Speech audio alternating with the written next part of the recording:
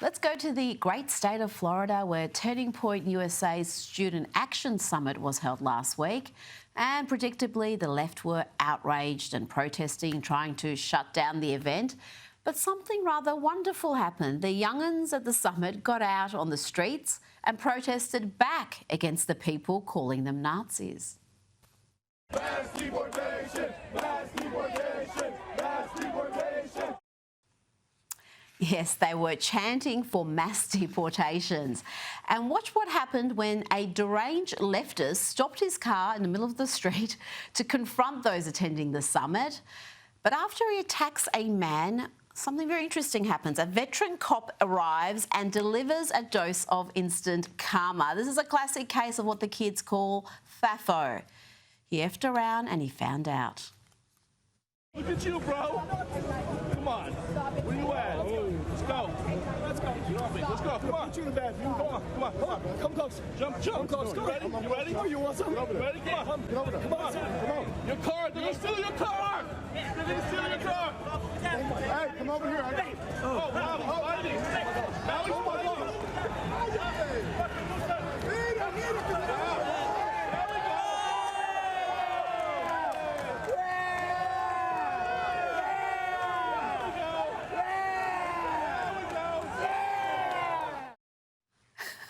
That is hilarious. And Blaze reports that man has now been charged with battery and resisting arrest and with driving under the influence.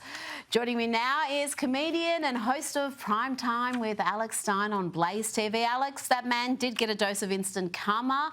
You can't get away with that sort of behaviour in Florida. New York, California maybe, but not Florida. You were at this student summit. Tell me a little bit about what happened there. Well, it was a great weekend. We're all in Tampa, Florida, and I just want to say Turning Point was so gracious to let me speak at the, Chapter Leadership Summit before the event to all the college kids. And let me just tell you, this guy was outnumbered. He tried to go to a knife fight, and he didn't have a gun. He didn't have the right weapon, and he tried to throw punches, and he got annihilated by the Tampa PD because they were not messing around. And a lot of people knew that this protest was going to happen. This protest was planned in advance to counter-protest this event. And the protester learned a serious lesson that Trump derangement syndrome will land you in jail if you don't take care of it properly.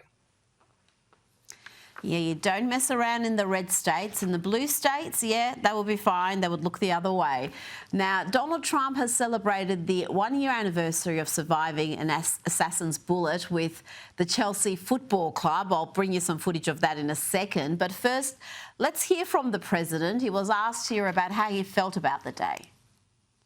On this one-year anniversary of Butler, what was going through your mind this morning when you woke up? I know that you're praising God you're alive, but a lot of people want to know how you're taking this day on this one-year anniversary. God was protecting me. Maybe because God wanted to see our country do better or do really well, make America great again. But God was protecting me, Brian. I'll tell you, it's the more you think about it, the more you see it. Alex, he went on to say that he doesn't like to think about that day, and he said being president is a dangerous job and he'd rather not think about that danger. How do you feel about that day? It certainly changed the course of history. I mean, could you imagine if that bullet was just a couple centimeters in a different direction and Donald Trump died that day and Kamala Harris was our president? I mean, I just couldn't imagine that reality. So it is true what Donald Trump said, that it was God that saved his life. I think that was the only thing that could have actually stopped that. And it's very sad that somebody did pass away, a firefighter, a great guy. So this is a horrible tragedy, but this was the catalyst that helped Donald Trump win. So once again, it was a horrible thing. But, looking back, I think this was the moment that really sealed the deal for Donald Trump in this past election. So it was a horrible thing, but it had a positive outcome. I think it will go down in our lifetimes as perhaps the most historic moment. I don't think we fully appreciate just how incredible that was, and that vision and that image. They'll be looking at that hundreds of years from now. Now, I mentioned the Chelsea Football Club. Donald Trump was at MetLife Stadium in New Jersey earlier today to witness Chelsea dominate the FIFA Club World Cup final, and he ended up celebrating the famous victory with the team.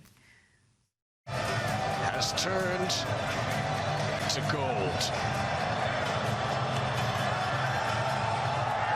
Chelsea for FIFA Club World Cup champions.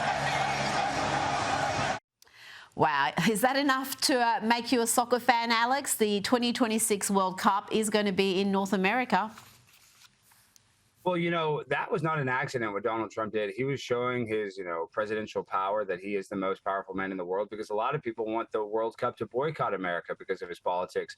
So what Donald Trump did by standing on that stage was kind of just tell the world that, listen, I'm the most powerful guy in the world. The World Cup is happening here in America, and you haters cannot do anything in your power to stop it. So I love what Donald Trump did. I think he sent a message to the entire world on, he's going to be unapologetically the president of the free world. And, he's just not going to worry about the haters. And I love that about President Trump.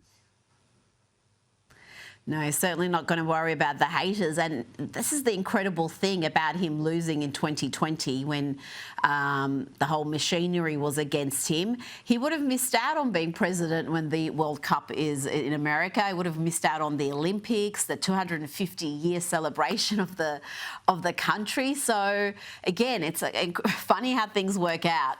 Now, before you go, you've managed to upset more people. I've just come across this footage.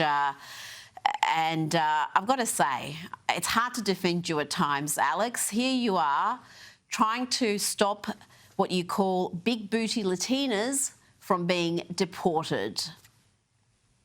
Big booty Latinas can stay. Protect big booty Latinas. Man, what's up with that? Don't come over here disrespecting our women. Well, I'm trying to protect them. I don't want them to get deported.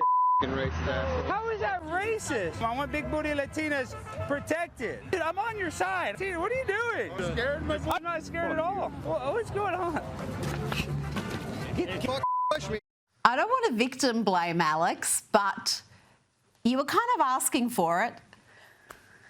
Well, no, Rita, I wasn't. I was out there trying to protect the big booty Latinas. And I had to say, this is the biggest bipartisan political movement that is sweeping the nation. A lot of people are on board. And listen, if you're a 9, you're fine. If you're an 8, we can have a debate. But the big booty Latinas get to stay. Now, the Tren de Arruga gangbangers, you guys can get out of here. But the ladies, I believe they all deserve amnesty. And that's not even a joke.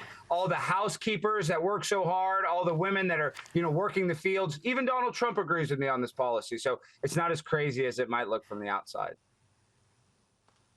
Alex Stein, you are incorrigible. Thank you so much for your time tonight.